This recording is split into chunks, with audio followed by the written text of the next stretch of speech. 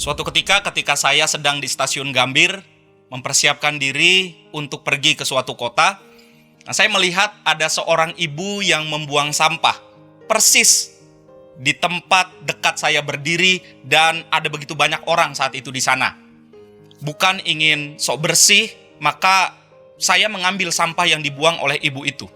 Saya ambil di depan dia, lalu saya buang ke tempat sampah. Apa yang dilakukan oleh si ibu itu? Ibu itu mengatakan kepada saya, "Waduh, Mas ini belagu, pakai mengambil sampah seperti itu. Biarinlah, di Indonesia kan sudah biasa."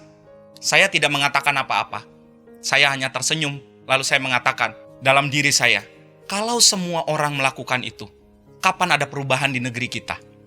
Dalam Markus 1 ayat 35 disampaikan sebuah gaya hidup daripada Tuhan Yesus dalam memelihara imannya. Dan itu adalah sebuah disiplin rohani. Apa yang dilakukan oleh Tuhan Yesus? Markus 1 ayat 35 mengatakan bahwa ketika pagi-pagi benar, hari masih gelap, ia pergi keluar ke tempat yang sunyi dan berdoa. Pagi-pagi benar, hari masih gelap. Yang dilakukan, ia pergi keluar ke tempat yang sunyi dan berdoa. Itu adalah salah satu contoh disiplin rohani. Melakukan sebuah tindakan disiplin adalah sesuatu yang sangat sulit. Mungkin karena kita sudah terbiasa tidak disiplin, seperti contoh yang sederhana di awal tadi, dalam hal membuang sampah, maka kita sulit untuk melakukan disiplin yang lain. Bagaimana kalau kita mau mengatakan supaya kita memiliki disiplin rohani? Dalam hal disiplin sehari-hari saja kita tidak bisa melakukannya.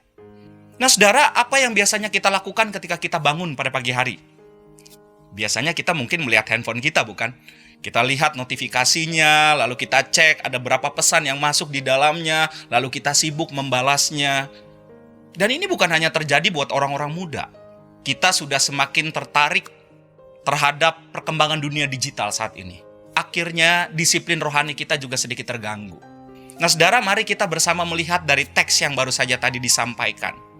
Di tengah-tengah kesibukan yang dialami oleh Tuhan Yesus, toh ia kemudian masih punya waktu untuk membangun relasi dengan Sang Bapa, berdoa, mempersiapkan diri. Dan disiplin rohani ini memang dimiliki oleh Tuhan Yesus dan diajarkan kepada para murid. Ketika pagi-pagi benar ia berdoa, selesai melakukan setiap pelayanannya, ia juga berdoa. Disiplin adalah sebuah pilihan. Apakah kita mau mendisiplinkan diri kita? Kalau kita mau melakukannya, maka orang-orang di sekitar kita juga akan terinspirasi. Sudahkah teladan disiplin kita lakukan di dalam kehidupan kita? Baik dalam kehidupan sehari-hari ataupun di dalam rohani kita. Mari kita renungkan itu.